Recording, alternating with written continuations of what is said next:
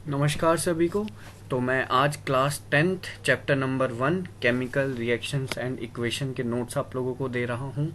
Basically class 10th की जो हमारी बुक है 3 पोर्शंस में डिवाइडेड है, केमिस्ट्री, बायो एंड फिजिक्स। तो स्टार्टिंग हम केमिस्ट्री से कर रहे हैं। तो केमिकल रिएक्शन एंड इक्वेशन, जैसे कि चैप्टर के नाम से ही पता लग रहा है कि इसमें हमने केमिकल रिएक्शंस के बारे में पढ़ना है। अब देखो, कोई भी केमिकल रिएक्शन अगर हम करते हैं, मान लो लैब में हम हैं, कोई भी केमिकल रिएक्शन हम कर रहे हैं, तो उसको हमें लिख कर देना पड़ता है। और वो जो हम लिखेंगे वो इक्वेशंस के फॉर्म में लिखते हैं। अब किस तरीके से सब कुछ हम करेंगे ये आप आगे वीडियो में जानोगे। तो देखिए, सबसे पहले बात करते हैं कि केमिकल रिएक्शंस क्या होते हैं। देखो, केमिकल रिएक्शन बेसिकली जो आपने फिजिकल और केमिकल चेंजेस पढ़े हैं ना, उसमें जो केमिकल चेंजेस था उसी से हमारी केमिकल रिएक्शंस रिलेटेड है। तो केमिकल रिएक्शन होती क्या है?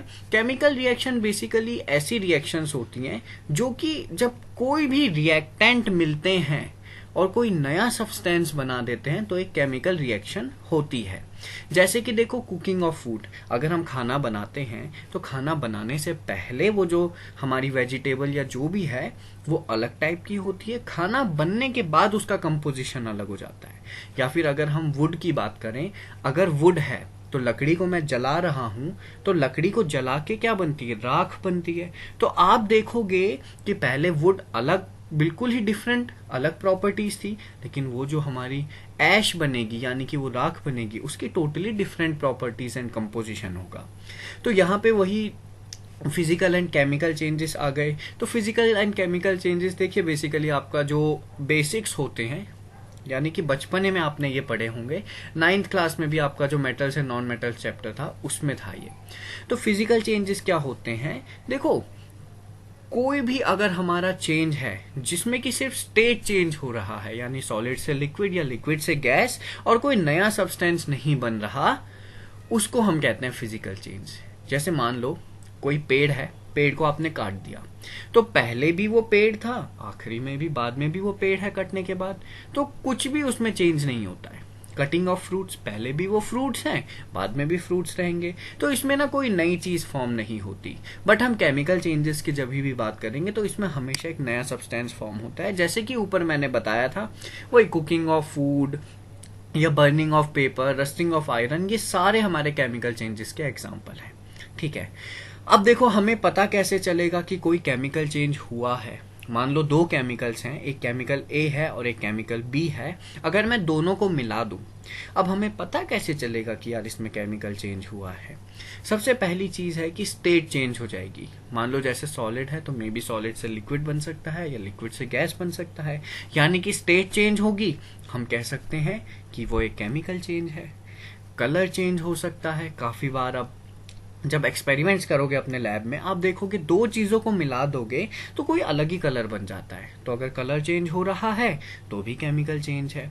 एवोल्यूशन ऑफ गैस, यानी कि कई सारे हमारे केमिकल रिएक्शंस ऐसे होते हैं जिनमें गैस लिबरेट होती है, तो वो भी केमिकल चेंज होगा। चेंज इन टेम्परेचर, काफी सारे हमारे ऐसे चेंजेस होते हैं जिसमें कि जो भी टेस्ट ट्यूब में हम एक्सपेरिमेंट कर रहे हैं, टेस्ट ट्यूब गर्म हो जाती है, तो वो भी हमारा केमिकल चेंज होता है। अगर हम आगे चलें, मोस्ट इंपॉर्टेंट टॉपिक है बैलेंसिंग केमिकल इक्वेशन। ठीक है, तो यहाँ पे आपको एक केमिकल इक्वेशन में बैलेंस करके दिखा रहा हूँ, बाकी इसके बाद मैं आपको और वीडियोस बना के दिखाऊंगा जिसमें कि, यानी कि आपके साथ शेयर करूंगा, जिसमें कि मैं बैलेंसिंग प्रॉपरली पूरे अच्छे तरीके से समझाऊंगा। ठीक है, तो फिलहाल यहाँ पे देखो होता क्या है। देखो, सबसे पहली चीज है कि एक केमिकल इक्वेशन जो है ना, हमेशा बैलेंस्ड होनी चाहिए। क्यों? ताकि law of conservation of mass को वो फॉलो कर सके। ठीक है, तो देखो, अगर मैं यहाँ पे बात करूं कि कोई इक्वेशन बैलेंस है या नहीं है, हम कैसे चेक करेंगे? मान लो ये एक इक्वेशन गिवन है, इसमें हम क्या करेंगे? देखो, ये वाली जो साइड होती है ना, ये हमारी कहलाती है रिएक्टेंट साइड। ठीक है, और ये वाली जो साइड होती है हमारी, ये कहलाती है प्रोडक्ट साइड। तो अगर मैं रिएक्टेंट साइड की बात करूं, यहाँ पे अगर मैं Fe देखूं, Fe कितना है? 1 है। अगर मैं प्रोडक्ट साइड में देखूं, Fe 3 है। अगर मैं रिएक्टेंट साइड में हाइड्रोजन देखूं, यहाँ पे हाइड्रोजन 2 है, यहाँ पे हाइड्रोजन 2 है। ठीक है, यहाँ पे ऑक्सीजन कितना है? 1 है, यहाँ पे 4 है। यानी कि आप देख सकते हो जो नंबर ऑफ एटम्स है डिफरेंट है रिएक्टेंट और प्रोडक्ट की तरफ। तो ये जो हमारी इक्वेशन है अनबैलेंस्ड है। बैलेंस करने के लिए जो नंबर ऑफ एटम्स हैं वो सेम होने चाहिए, ठीक है। तो देखिए बैलेंस करने के लिए आपका जो एनसीईआरटी नियम फॉलो करता है उसमें बोला जाता है कि आपको बॉक्सेस बनाने हैं सबसे पहले, जैसे कि यहाँ मैंने बना रखे हैं। तो इस तरीके से हमने बॉक्सेस बना लिए, ठीक है। अच्छा, कोई भी केमिकल इक्वेशन अगर आप बैलेंस करते हो ना, तो उसमें सबसे पहले ऑक्सीजन और हाइड्रोजन को बैलेंस करा जाता है, ठीक है। तो अगर मैं यहाँ पे बात करूँ, यहाँ पे देखो Fe है, फिर ये H2O है, फिर Fe3O4 है, फिर H2 है। यानी कि हम हाइड्रोजन और ऑक्सीजन को पहले बैलेंस करेंगे। अगर मैं रिएक्टेंट साइड में देखूं, हमारे पास हाइड्रोजन कितनी है 2, प्रोडक्ट साइड में भी 2 है, तो मतलब ये तो बैलेंस्ड है। अगर मैं ऑक्सीजन की बात करूं, रिएक्टेंट साइड में कितनी थी 4, यानी कि यहाँ पे पहले तो 1 ही थी, ऊपर देख रहे हो, यहाँ पे कितनी है ऑक्सीजन 1 है, लेकिन यहाँ पे तो 4 है। तो हमें क्या करना पड़ेगा, इसको जो है बैलेंस करना पड़ेगा। कैसे बैलेंस करते हैं, मल्टीप्लाई करके। देखो बाहर 4 मल्टीप्लाई कर दिया। हर एक स्टेप के बाद आपको ना नंबर ऑफ एटम्स चेक करने हैं।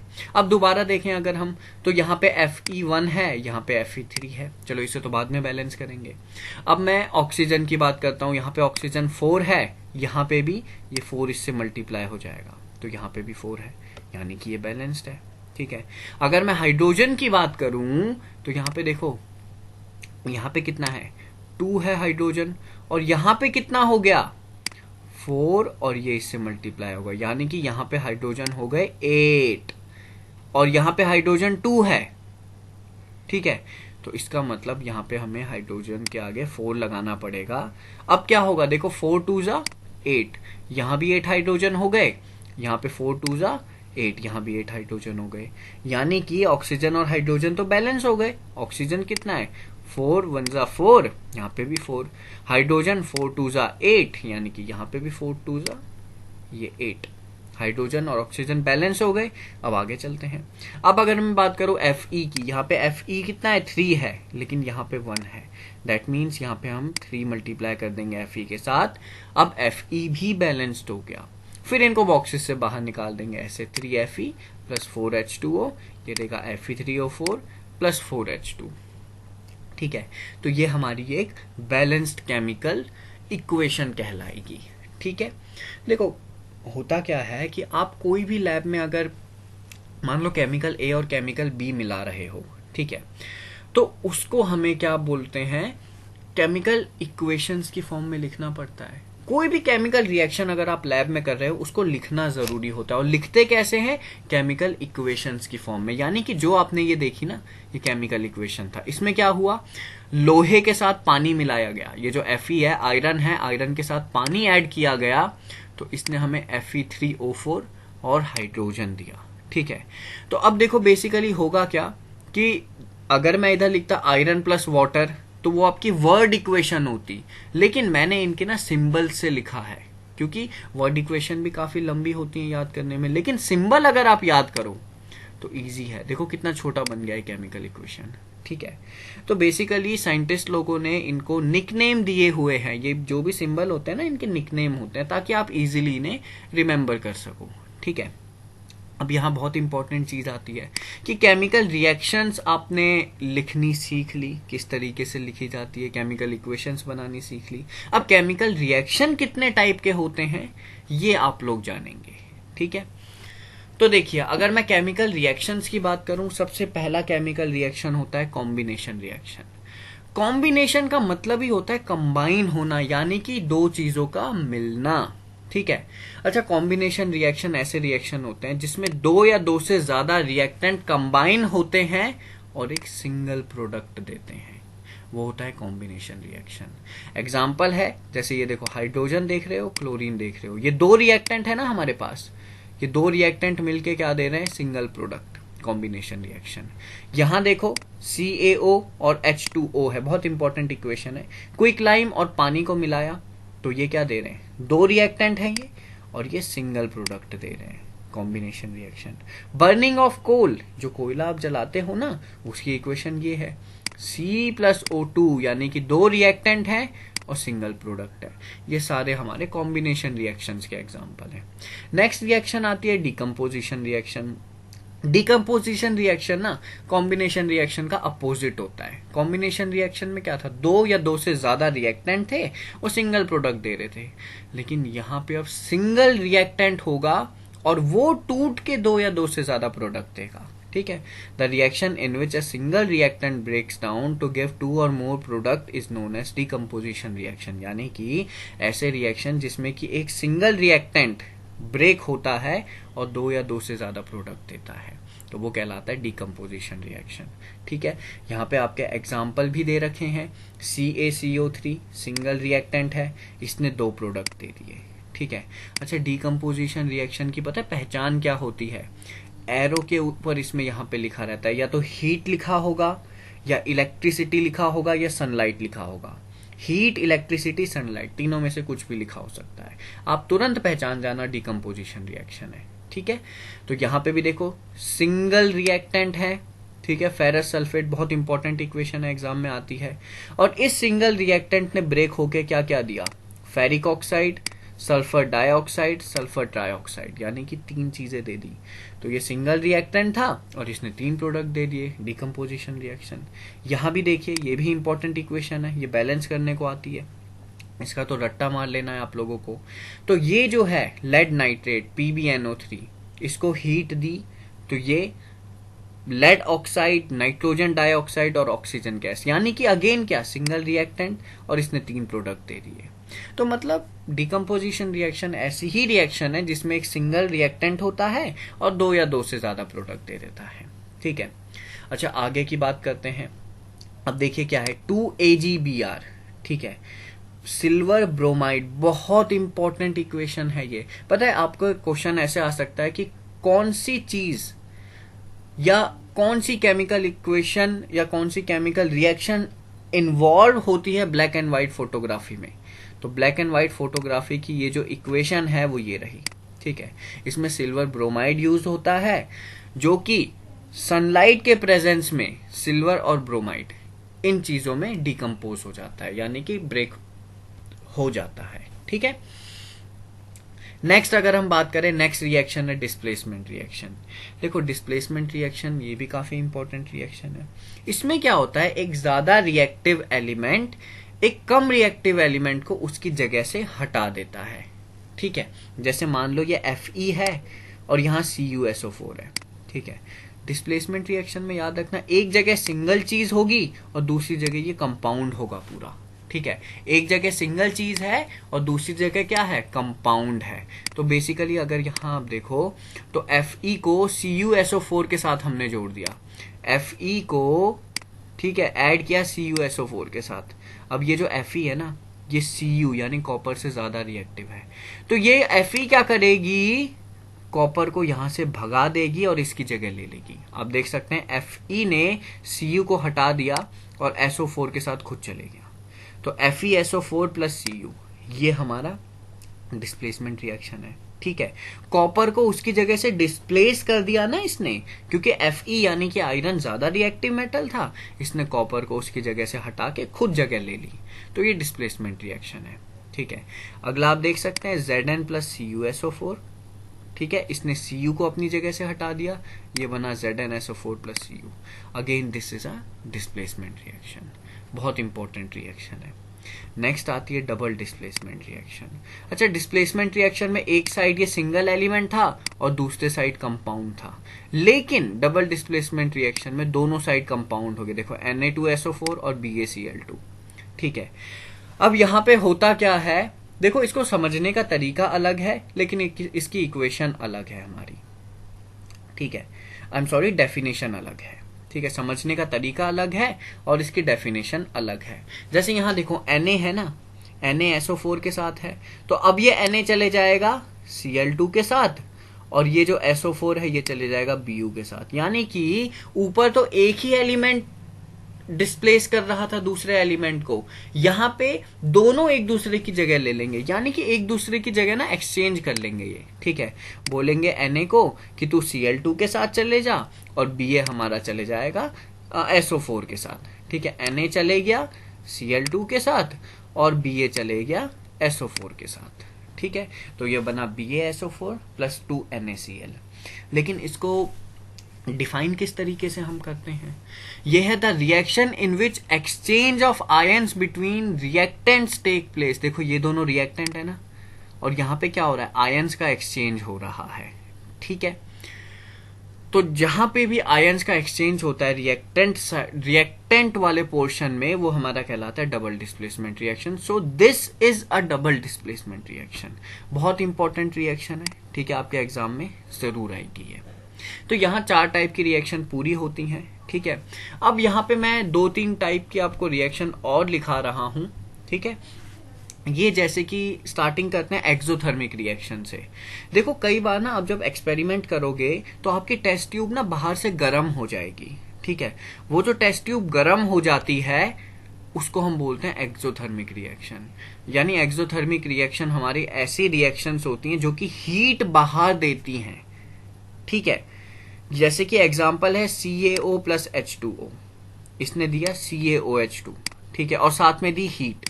ये क्या है? हीट बाहर निकल रही है। हीट एनर्जी भी लिखी जा सकती है या हीट नॉर्मली हम लिखेंगे, ठीक है। जैसे रेस्पिरेशन है, रेस्पिरेशन भी एक एक्सोथर्मिक रिएक्शन है, बहुत इंपॉर्टेंट रिएक्शन है, याद कर लेना आप लोग।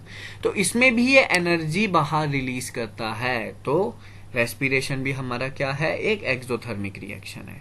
या decomposition of vegetable matter into compost, यानी कि जो भी वेजिटेबल के रिमेन्स होते हैं, ऑर्गेनिक रिमेन्स, उनका जब डीकम्पोजिशन होता है वो भी एक्सोथर्मिक रिएक्शन कहलाता है।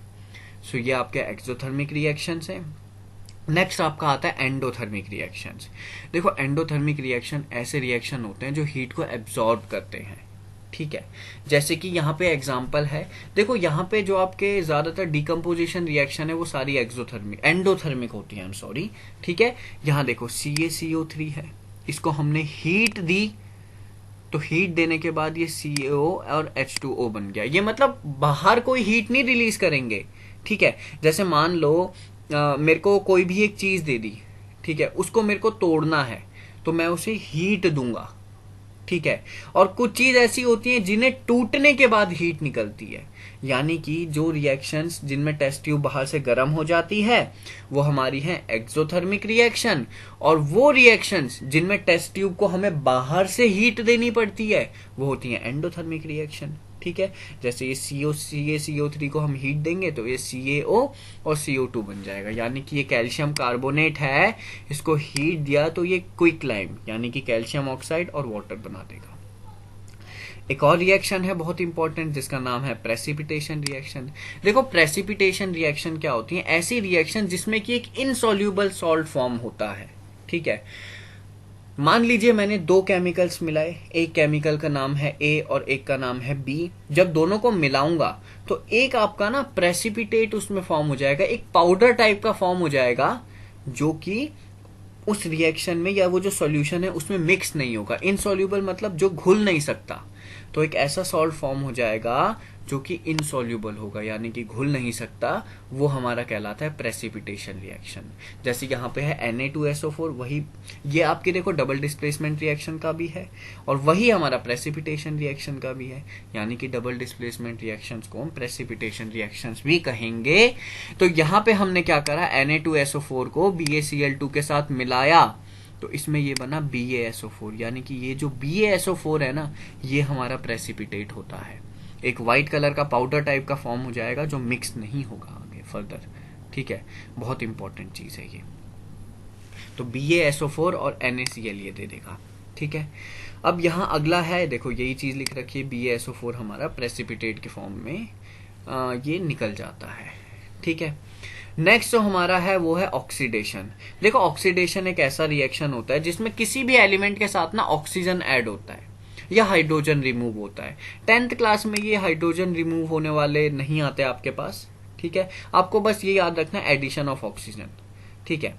तो एडिशन ऑफ ऑक्सीजन को ही हम ऑक्सीडेशन कहते हैं, यानी कि देखो ये Cu है ना, इसके पास ऑक्सीजन नहीं है, अब यहाँ पे इसके पास ऑक्सीजन ऐड होके ये CuO बन जाएगा, यानी कि रिएक्टेंट साइड में इसके पास ऑक्सीजन नहीं था और प्रोडक्ट साइड में इसके पास ऑक्सीजन आ गया, तो ये हमारा ऑक्सीडेशन रिएक्शन कहलाता है। नेक्स्ट है रिडक्शन, यानी कि इसमें ऑक्सीजन का रिमूवल होगा, रिमूवल ऑफ ऑक्सीजन या एडिशन ऑफ हाइड्रोजन, ये भी हम कह सकते हैं। तो आपको याद रखना है, जिस रिएक्शन में ऑक्सीजन रिमूव हो जाता है किसी भी एलिमेंट से, वो हमारा रिडक्शन कहलाता है। यहाँ पे एग्जांपल देख सकते हो, जैसे CuO है, इसके साथ हाइड्रोजन ऐड हो गया, तो CuO के साथ जब हाइड्रोजन ऐड हुआ तो इसने कॉपर, ये Cu और हमारा H2O बना दिया। यानी कि रिएक्टेंट साइड में देखो कॉपर के साथ ऑक्सीजन जुड़ा है, प्रोडक्ट साइड में नहीं है, यही ऑक्सीडेशन कहलाता, आई एम सॉरी, रिडक्शन कहलाता है कि हमारा रिएक्टेंट साइड में तो ऑक्सीजन है पर प्रोडक्ट साइड में नहीं है। So this reaction is known as reduction. ठीक है, ऑक्सीडेशन में क्या था, इसके पास ऑक्सीजन नहीं था, यहां पर ऐड हो गया। रिडक्शन में क्या होता है, रिएक्टेंट साइड में ऑक्सीजन है, प्रोडक्ट साइड में नहीं है, तो यही हमारे ऑक्सीडेशन या रिडक्शन रिएक्शन कहलाते हैं। अच्छा, अब कई रिएक्शन ऐसे होते हैं ना जिसमें एक सिंगल रिएक्शन में ऑक्सीडेशन भी होगा और रिडक्शन भी होगा, वो हमारे कहलाते हैं रिडॉक्स रिएक्शन। ठीक है, the reaction in which both oxidation and reduction takes place is known as redox reaction, तो वही आपका रिडॉक्स रिएक्शन कहलाता है। ठीक है, अब अगर मैं बात करूं, देखो CuO प्लस H2, ये दे रहा है Cu प्लस H2O, यहाँ पे देखो रिएक्टेंट साइड में इसके पास ऑक्सीजन है और प्रोडक्ट साइड में नहीं है, तो ये रिडक्शन हो गया। और रिएक्टेंट साइड में H2 के पास ऑक्सीजन नहीं है और H2O में यहाँ पे H2 के साथ ऑक्सीजन आ गया, तो ये ऑक्सीडेशन कहलाता है। यही हमारे ऑक्सीडेशन और रिडक्शन होते हैं। देखो सिंगल रिएक्शन है ये, इसमें ऑक्सीडेशन भी हो रहा है, रिडक्शन भी हो रहा है, इसलिए ये रिडॉक्स रिएक्शन है। ठीक है, नेक्स्ट अगर हम आगे चले तो अब हमारे पास आता है ऑक्सीडाइजिंग एजेंट। देखो एनसीईआरटी में ये नहीं है लेकिन ये पूछा जाता है।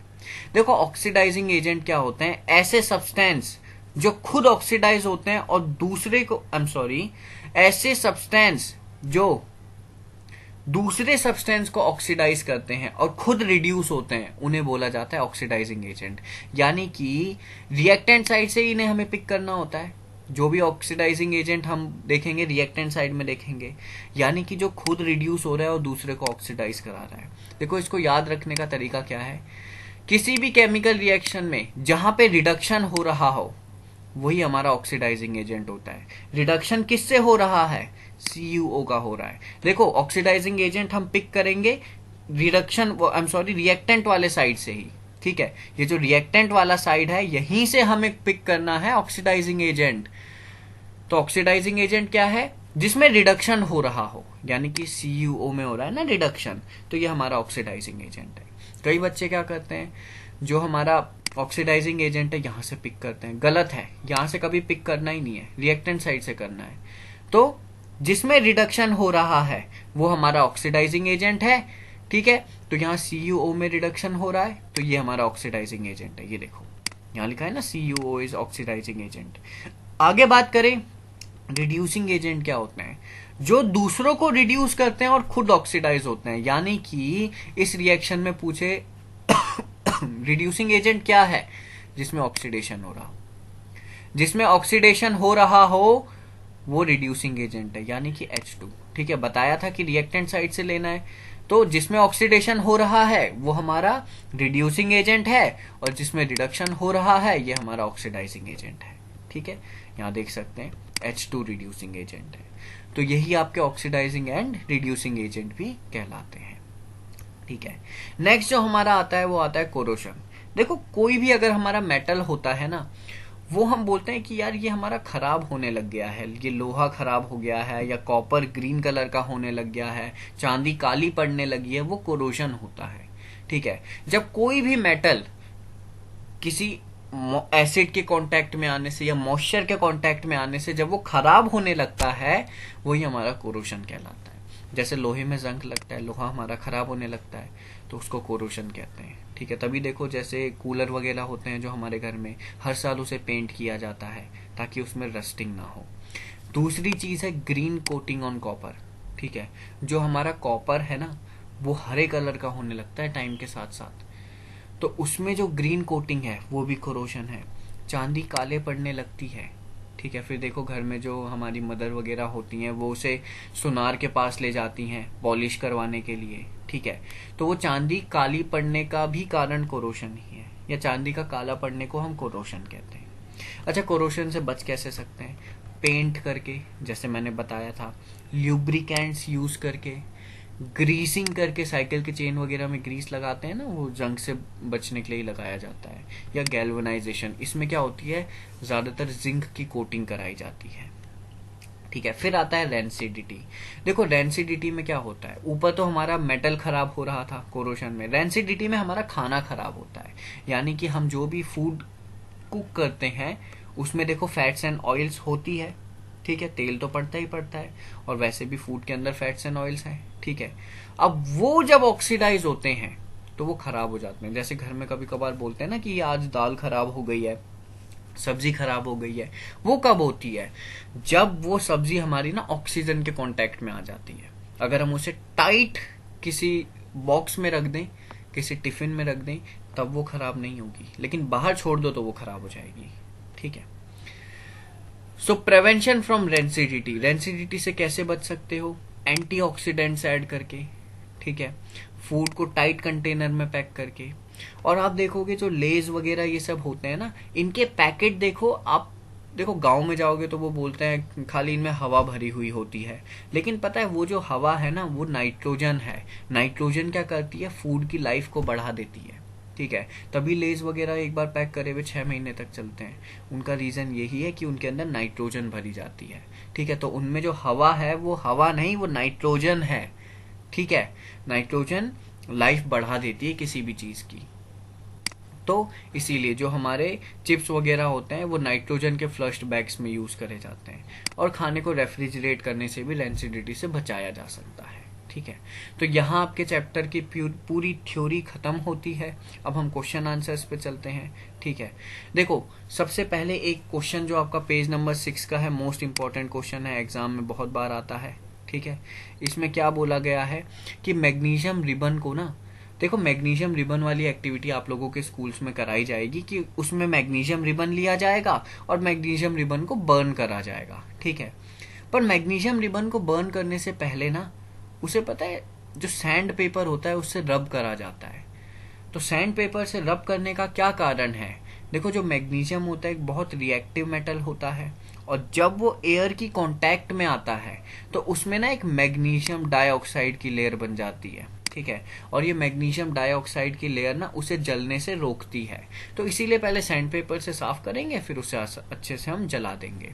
एक चीज आती है कि मैग्नीशियम रिबन जब जलता है ना, तो पता है वो व्हाइट फ्लेम के साथ जलता है। व्हाइट फ्लेम याद रखना, जैसे आप कैंडल वगैरह जलाते हो वो हमारी येलो फ्लेम के साथ जलती है, लेकिन अगर मैं बात कर रहा हूं आपके मैग्नीशियम रिबन की, व्हाइट फ्लेम के साथ जलती है।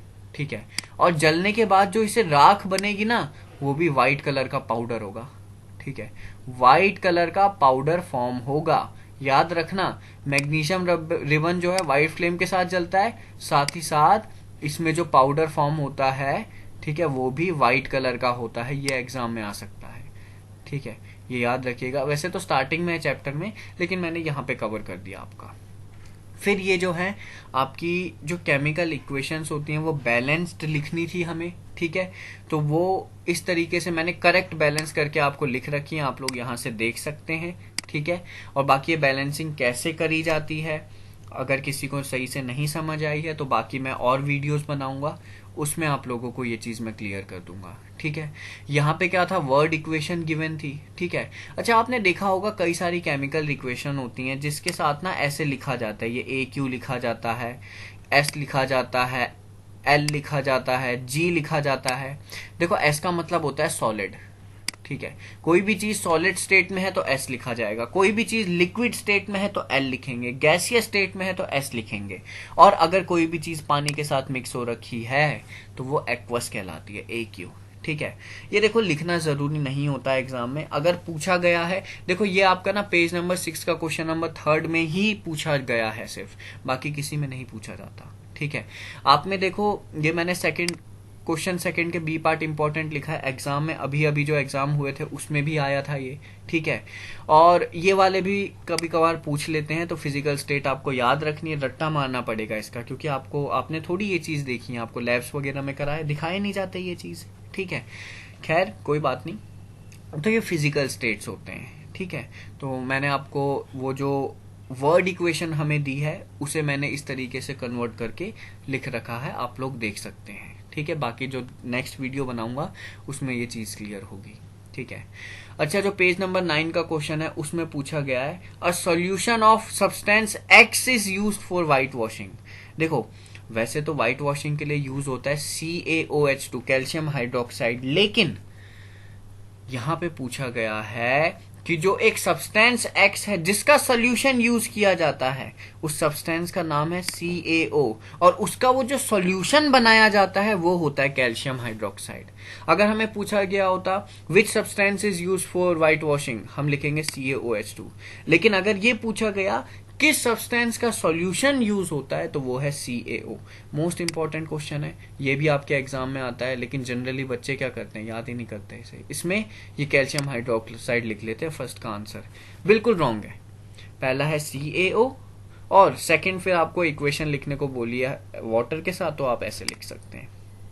ठीक है, अच्छा देखो, फिर पूछा गया है जो हमारा एक एक्टिविटी आपके बुक में थी, उसमें वाटर को जब इलेक्ट्रोलाइज करेंगे यानी उससे इलेक्ट्रिसिटी पास करेंगे, तो एक जो हमारा टेस्ट ट्यूब है उसमें जो है जो गैस प्रोड्यूस होगी वो दूसरे से दुगनी क्यों होगी। देखो होता क्या है, देखो 2H2O है, इससे हम इलेक्ट्रिसिटी पास कर रहे हैं, यानी कि यहाँ पे इलेक्ट्रोलिसिस आप लिख सकते हो या इलेक्ट्रिसिटी लिख सकते हो। तो इससे जब इलेक्ट्रिसिटी हम लोग पास करेंगे तो क्या होगा, 2H2 यानी कि हाइड्रोजन और ऑक्सीजन अलग अलग हो जाएंगे। ठीक है, तो बेसिकली यहां आप देखोगे 2 हाइड्रोजन के मॉलिक्यूल फॉर्म हो रहे हैं और एक ऑक्सीजन का। ठीक है, तो इसीलिए जो H2 गैस होती है वो ऑक्सीजन गैस से डबल होती है फॉर्म। तो यही है इसका आंसर।